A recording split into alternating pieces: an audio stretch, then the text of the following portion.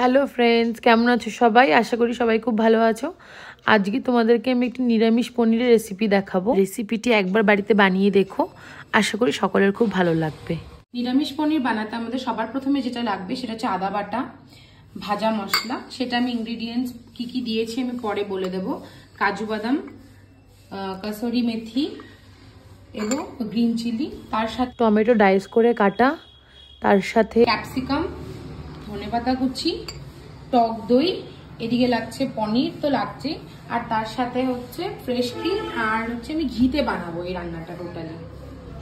চলো দেখে নেওয়া যাক। আমি সবার প্রথমে একটা পেস্ট বানাবো তরকারিটার জন্য। তার জন্য আমাকে কাজু বাদাম আর আমি কিছু পনিরের কিউব দেবো এটার সাথে।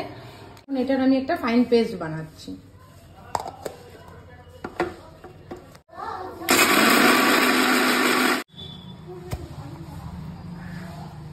এরকম একটা ফাইন পেস্ট আমরা তৈরি করে নেব। সবার প্রথমে আমি ঘি দিচ্ছি ফ্রাইং প্যানে। এই ঘিটাকে আমি একটু গরম হতে দিই। তারপর পনিরগুলো আমি এটার মধ্যে দিয়ে ফ্রাই করে নিচ্ছি। আমার পনির ফ্রাই হয়ে গেছে, আমি এগুলোকে এখন তুলে নেব। একই তেলের মধ্যে আমি একটু ক্যাপসিকাম আর টমেটোটা হালকা শ্যালো ফ্রাই করে নেব।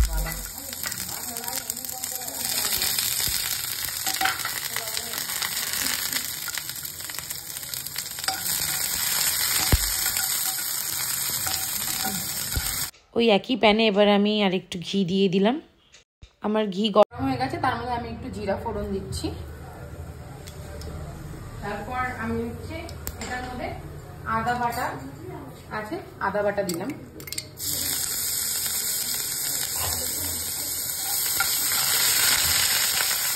আদাটা ভাজা ভাজা হয়ে গেছে, আমি এর মধ্যে ওই যে কাজু বাদাম আর পনিরের পেস্টটা করেছিলাম সেটা দিয়ে দেবো।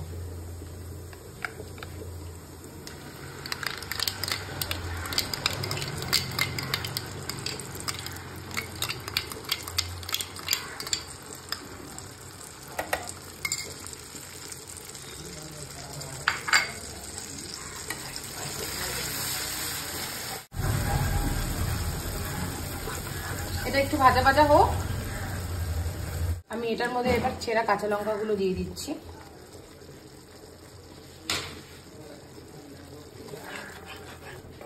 এটা দিয়ে আমি এবার ঢেকে দিব।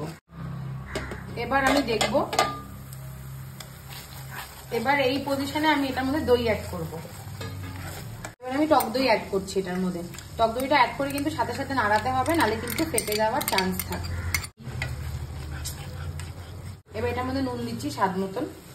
আমি এটাকে ঢেকে কিছুক্ষণ আবার কষাবো। এবার ঢাকনা খুলে আমি এটাতে চিনি দেব স্বাদ মতন হালকা। এবারে এই ভেজে রাখা পনিরটা আমি দিয়ে দিচ্ছি এর মধ্যে।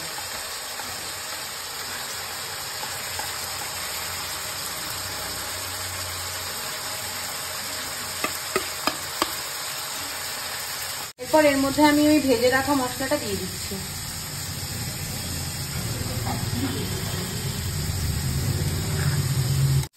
এবার এটার মধ্যে আমি ভেজে রাখা ক্যাপসিকাম টমেটোটাও দিয়ে দিচ্ছি।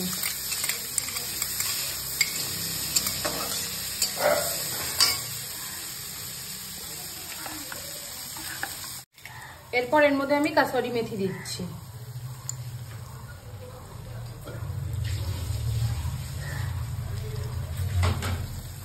আর তার সাথে এর মধ্যে আমি এবার এই ফ্রেশ ক্রিমটা দিয়ে দেবো।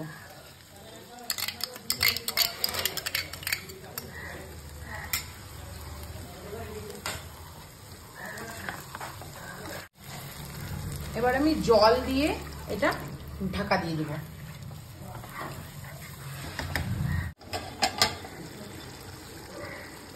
আমার পনির তরকারি ফুটে গেছে, এর মধ্যে এখন আমি লাস্ট ধনেপাতা দিয়ে নামিয়ে দেবো। আমার রান্না কমপ্লিট। তোমাদের সকলের যদি ভালো লেগে থাকে প্লিজ সাবস্ক্রাইব করো অ্যান্ড একটা লাইক দিও। এই রেসিপিটা অবশ্যই বাড়িতে একবার বানিও, তোমাদের আশা করি সবার খুব ভালো লাগবে। Thank you everyone, please subscribe my channel and thank you for watching.